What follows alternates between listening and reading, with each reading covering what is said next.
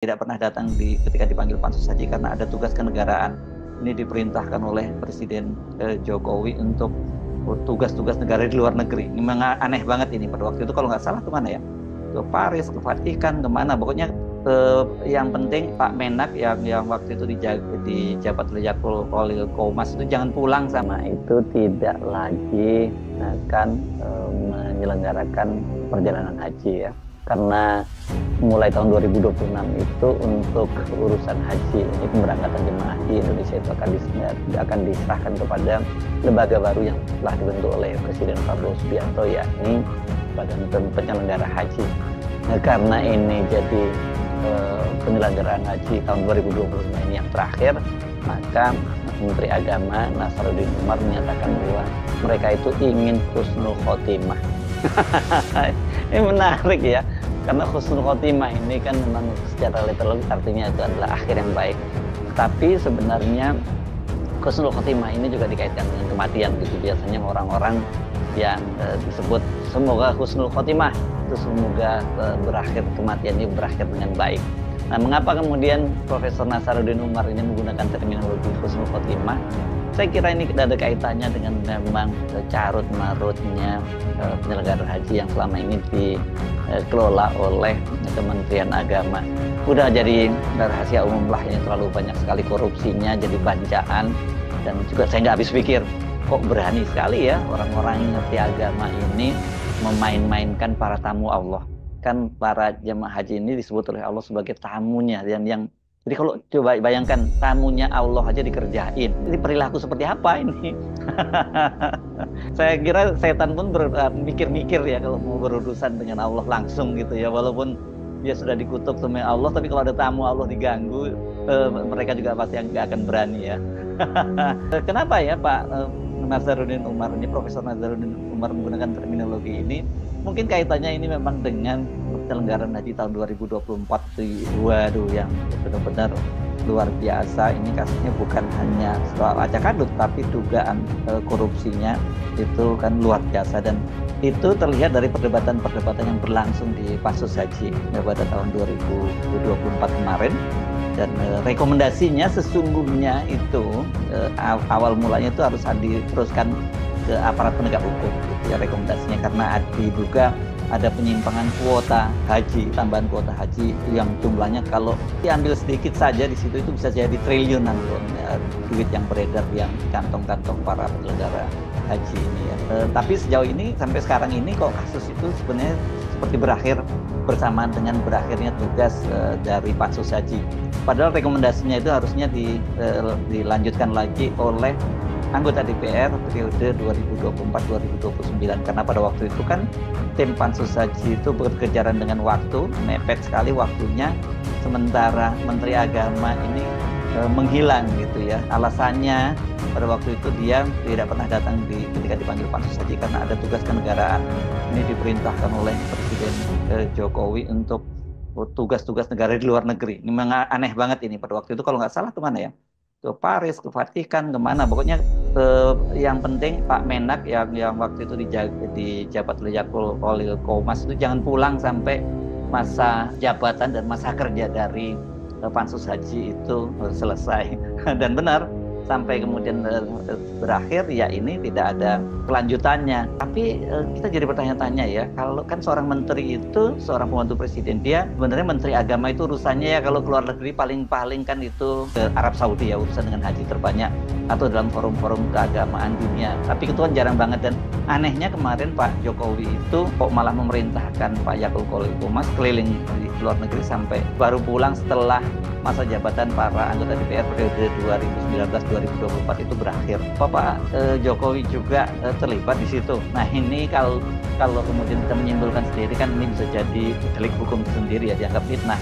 Tapi bagusnya sebenarnya kasus ini harusnya sesuai dengan keinginan para anggota pansus itu diteruskan ke aparat penegak hukum, dalam hal ini KPK atau kejaksaan atau kepolisian lah gitu, karena kepolisian kan sekarang sudah ada Direktorat Tipikornya, Kortasnya ya. Pernyataan dari Menteri Agama Nasaruddin Umar itu disampaikan hari Jumat lalu. Dia menyatakan begini, ini adalah penyelenggaraan ibadah haji terakhir yang akan dikelola oleh Kementerian Agama. Jadi kami ingin husnul khotimah. Jadi saya nggak ngarang-ngarang ya, ini nggak menafsirkan, nggak memintir ya.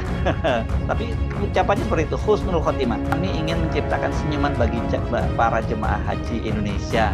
Pelayanan haji yang penuh dengan kedamaian, keamanan, serta kenyamanan menjadi komitmen pemerintah Indonesia saat ini. Hal ini tentunya sudah dipesankan oleh Presiden Prabowo, kata Menteri Agama. Dan salah satu kabar baiknya katanya adalah penyelenggaraan haji tahun ini penurunan biaya hajinya bisa menjadi 55,4 juta rupiah.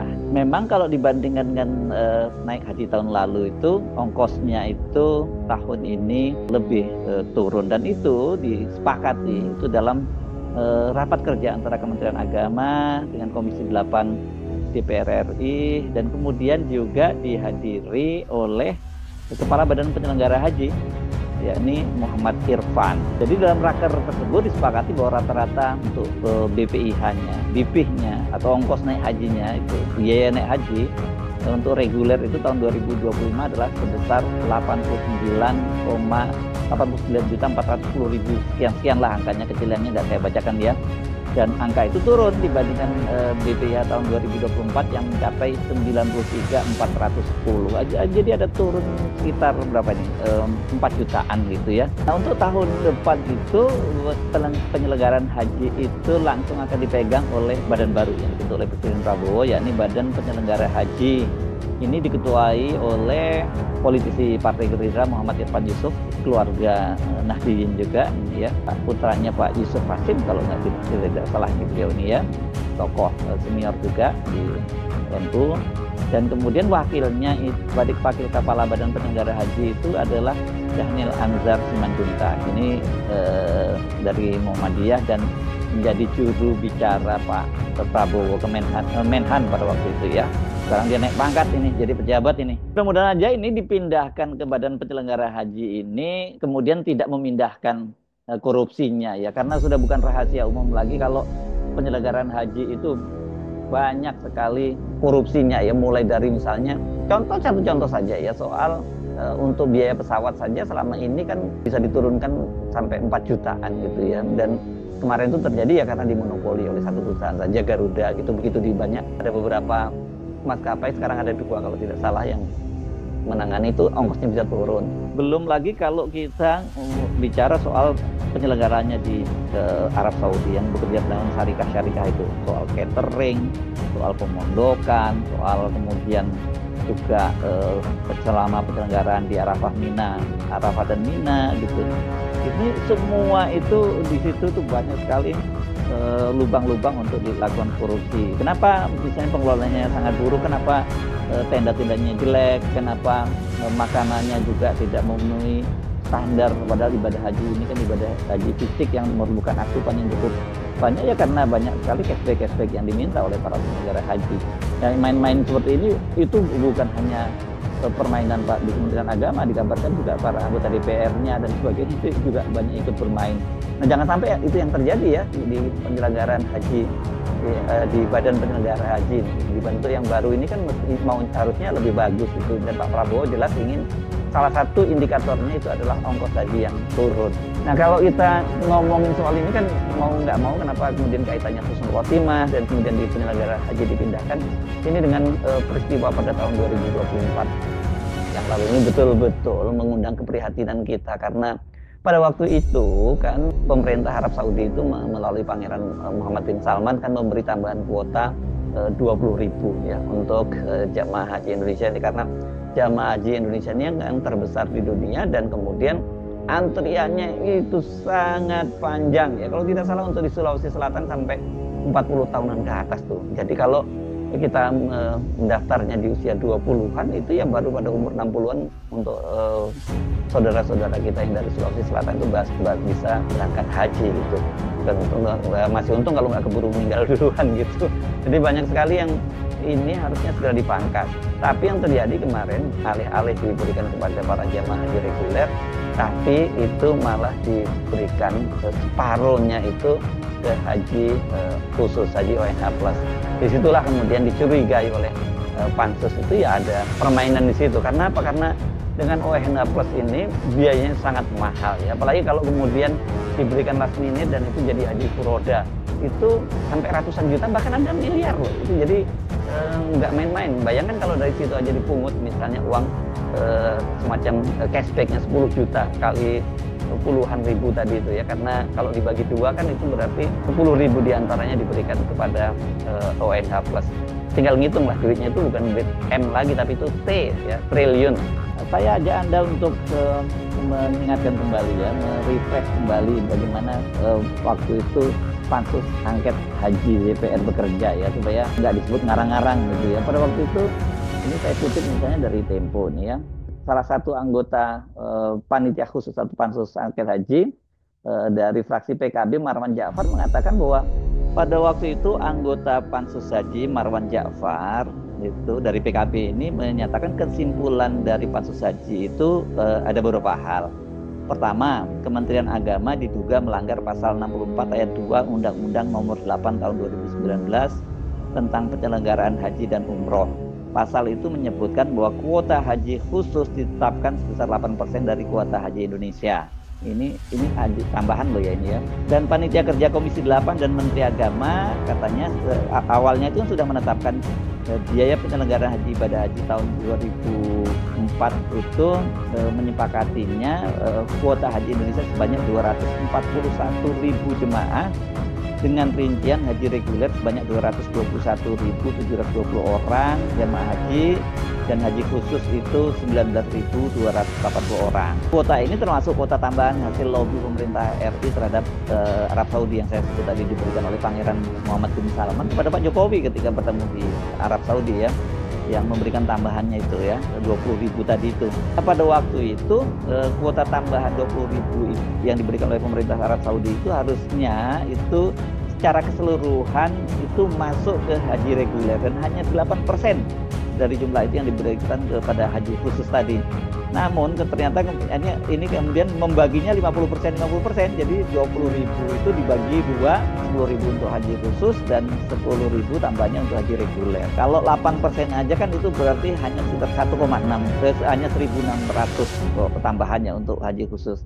Nah ini ternyata jadi 10.000, jadi ada tambahan lagi 8.400 jamaah. Itu tinggal dihitung aja itu duitnya ya. Apalagi kalau haji furoda, gila banget itu angkanya.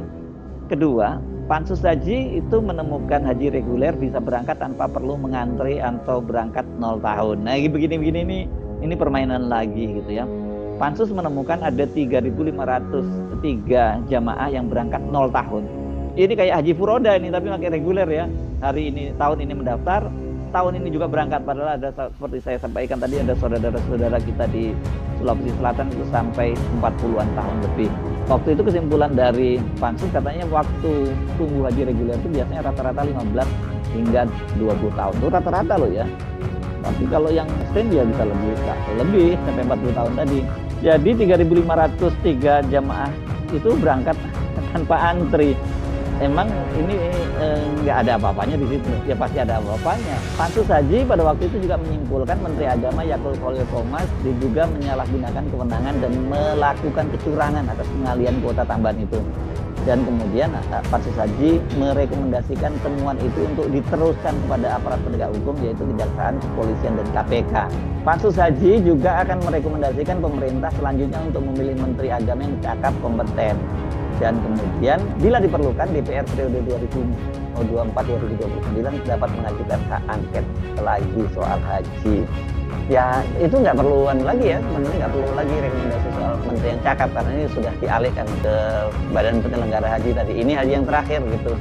Nah yang cukup menarik juga ini yang saya masih baca di Tempo itu, dalam dalam perumusan pembahasan kesimpulan itu, Marwan mengatakan ada perdebatan antara ketua Pansus Haji dari fraksi Golkar, Nusron Rakyat ini yang juga Nahdien juga, pernah di PBNU juga, dengan anggota Pansus Haji lainnya. Nusron pada waktu itu menginginkan bahasa yang lebih umum. Marwan mencontohkan kata melanggar diganti dengan ketidakpatuhan, lalu kata penyimpangan dan penyalahgunaan kekuasaan ditambah jika perlu. Nah, ini kata Marwan waktu itu bahasa yang seharusnya itu tidak perlu diperdebatkan, sebab dari sejumlah temuan Pansus Haji sudah ada dugaan kuat upaya untuk melakukan tindak pidana korupsi. Clear ya ini kalau Pansus Haji menyebut ada tindak pidana korupsi, dan itu katanya itu ada pertemuan-pertemuan nih untuk lobby-lobby antara Nusron dengan Menteri Agama Yakul Kolil Humas ini sampai 3 kali ya, negosiasi, jangan terlalu keras lah rekomendasinya seperti itu ya. Tapi kan pada waktu yang jadi bikin heboh itu karena Menteri Agama itu bolak-balik dipanggil oleh Pansus DPR itu, ternyata dia tidak pernah hadir. Alasannya waktu itu yang pertama kali dia surat panggilannya belum diterima, dan berikutnya kemudian ternyata dia selalu ada petugas kenegaraan di luar negeri. Pansus pada waktu itu mereka mempertimbangkan untuk melakukan pemanggilan secara paksa kepada Menteri Agama, karena itu dimungkinkan oleh undang-undangnya. Tapi kan seperti saya sebut tadi sebelumnya, sampai masa kerja DPR 2019 sampai 2024 itu selesai, dan dengan begitu berarti masa kerja panitia khusus itu juga, Pansus itu juga habis, Menteri Agamanya itu belum pulang ke tanah air, dan kasus itu sampai sekarang itu menguap begitu saja ya. Oke lah, kalau toh memang memang itu kemudian tidak lanjuti oleh DPR sekarang karena mungkin udah ada lobby-lobby atau ada tekanan-tekanan politik.